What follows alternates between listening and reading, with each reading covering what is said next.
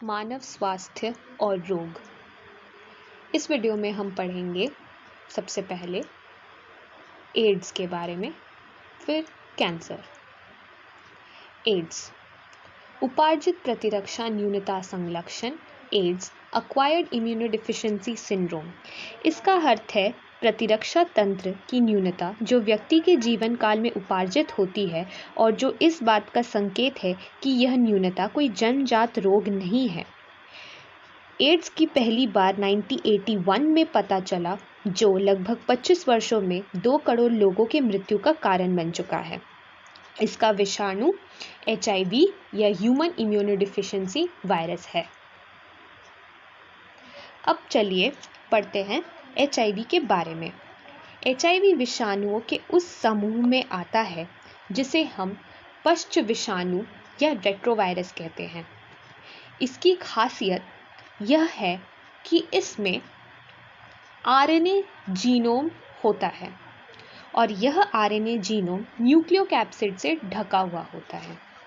व्यक्ति के शरीर में आ जाने के बाद विषाणु बृहद भक्षाणु या मैक्रोफेज के CD4 रिसेप्टर और CCR5 रिसेप्टर से बाइंड करके बृहद भक्षाणु के अंदर एंडोसाइटोसिस द्वारा प्रवेश करता है। यहाँ उसका RNA जीनोम विलोम ट्रांसक्रिप्टेज प्रतिनव या रिवर्स ट्रांसक्रिप्टेज की सहायता से प्रतिकृतियन या रेप्लिकेशन द्वारा विषाणुवीय DNA बनाता है। यह विषाणुवीय DNA परपोषी की कोशिका के DNA में संविष्ट होकर संक्रमित कोशिकाओं को विषाणु प्रोटीन्स ट्रांसलेशन द्वारा बनाने का निर्देश देता है।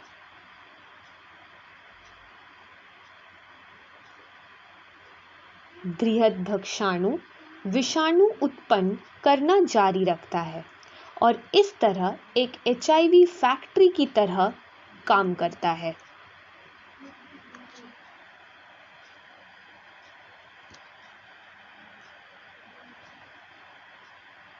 फिर इन विषाणु प्रोटीन में म्यूटेशन के कारण एक म्यूटेटेड HIV वायरस का जन्म होता है।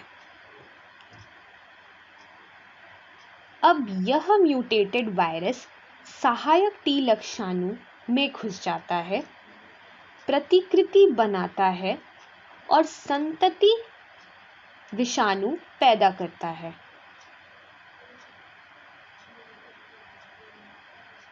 यह क्रम बार बार दोहराया जाता है, जिसके वजह से संक्रमित व्यक्ति के शरीर में सहायक T लक्षाणु की संख्या में कमी होती है, जिसके कारण प्रतिरक्षा तंत्र कमजोर हो जाता है। HIV वायरस का प्राथमिक लक्षण ज्वर होता है, परंतु जैसे जैसे HIV की संख्या में बढ़ोतरी होती है, शरीर में सहायक T लक्षाणु की संख्या में उत्तरोत्तर कमी होती है। यह प्रतिक्रिया में 5 से 10 साल तक लग जाती है। T लक्षाणु की संख्या में गिरावट के कारण व्यक्ति दूसरे विषाणु जीवाणु कवक से लड़ नहीं पाता। रोगी में प्रतिरक्षा न्यूनता हो जाती है, जिसके कारण एड्स होता है। एड्स के लक्षण कुछ इस प्रकार है: नियमित ज्वर, सूजा हुआ लसिका ग्रंथियां और एड्स डिमेंशिया कॉम्प्लेक्स।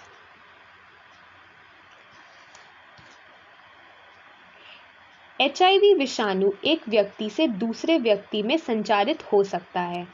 आमतौर पर HIV का संक्रमण कुछ इस प्रकार होता है: संदूषित रक्त और रुधिर उत्पादों के आधान से संक्रमित मां से अपरा द्वारा उसके बच्चे में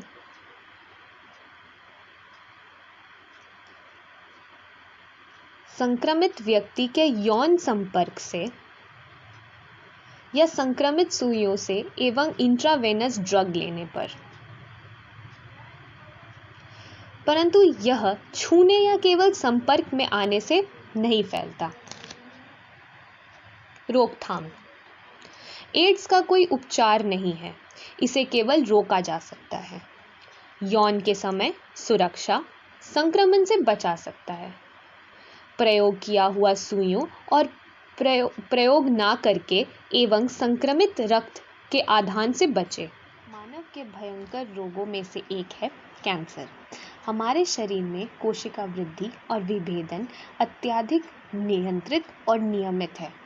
सामान्य कोशिकाएं संस्पर्श संदमन या कॉन्टैक्ट इन्हिबिशन दर्शाती है, जिसके कारण दूसरी कोशिकाओं से उनका संस्पर्श उनके अनियंत्रित वृद्धि को संदमित करता है।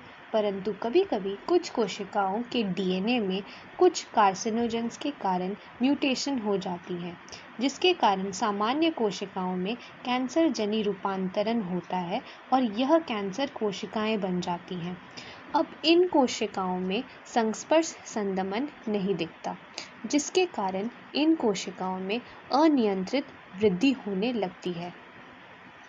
इसके फलस्वरूप कोशिकाओं का भंडार खड़ा हो जाता है, जिसे हम अबुर्द या ट्यूमर कहते हैं। जो ट्यूमर अपने स्थान में सीमित रहती है उसे सुदम अबुर्द या बिनाइन ट्यूमर कहते हैं। दूसरी ओर दुर्दम अबुर्द या मैलिग्नेंट ट्यूमर प्रचुर रोधभावी कोशिकाओं का पुंज है, जो नवद्रव्य कोशिकाएं कहलाती है। यह बहुत तेजी से बढ़ती है और आसपास के सामान्य ऊतकों पर हमला करके उन्हें क्षति पहुंचाती है। अबुर्दों से उतरी हुई कोशिकाएं रक्त द्वारा दूर दराज स्थानों पर पहुंच जाती है और जहां भी जाती है वहां नए अबुर्द बनाना प्रारंभ कर देती है। इस गुण को मेटास्टेसिस कहते हैं।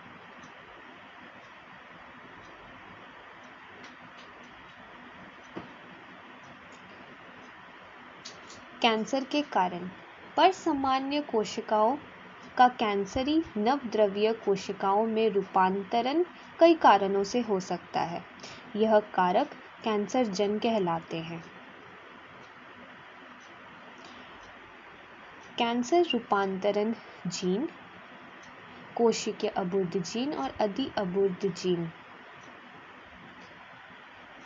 कुछ जैविकी कैंसर जन जैसे अबुर्दीय विषाणु, HIV, हेपेटाइटिस A, B और C और एप्स्टीन बार वायरस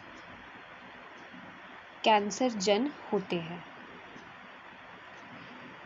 रासायनिक कैंसर जन जैसे एस्बेस्टस जैसे हानिकारक रासायनिक पदार्थ, एक्स किरण, गामा किरण, सूरज के परबैंगनी किरण, धूम्रपान और शराब भी कैंसर जन होते हैं। यह लंग और लिवर कैंसर के प्रमुख कारण हैं। मोटापा भी कैंसर का कारण हो सकता है।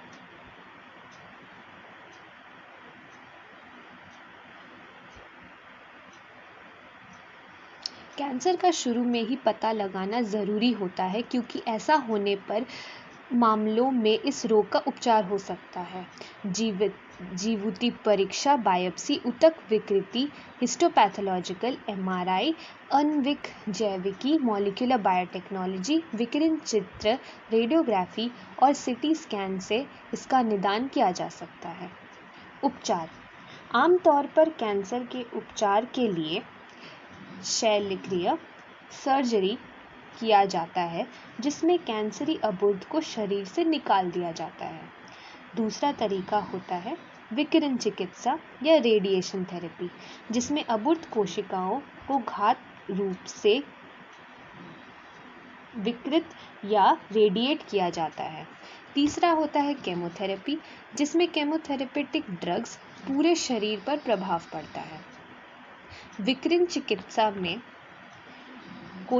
अबुर्द कोशिकाओं को ही सिर्फ किरणित किया जाता है, दूसरे कोशिकाओं को कोई हानि नहीं पहुंचती। परंतु कीमोथेरेपी में पूरे शरीर में प्रभाव पड़ता है। अब कीमोथेरेपी कैसे काम करता है? कीमोथेरेपेटिक ड्रग्स कोशिकाओं की वृद्धि को नियमित या बंद कर देता है। यह शरीर के हर कोशिकाओं पर प्रभाव डालता है।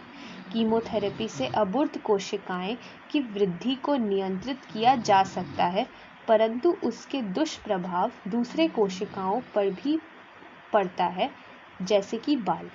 जितने बार मरीज को कीमोथेरेपी मिलता है उतनी बार उसकी कोशिकाओं की वृद्धि में उत्तरोत्तर कमी होती है। इसीलिए कीमोथेरेपी के दुष्प्रभाव कुछ इस प्रकार है: बालों का झड़ना, अर्कतता, कमजोरी, ज्वर और वजन घटना।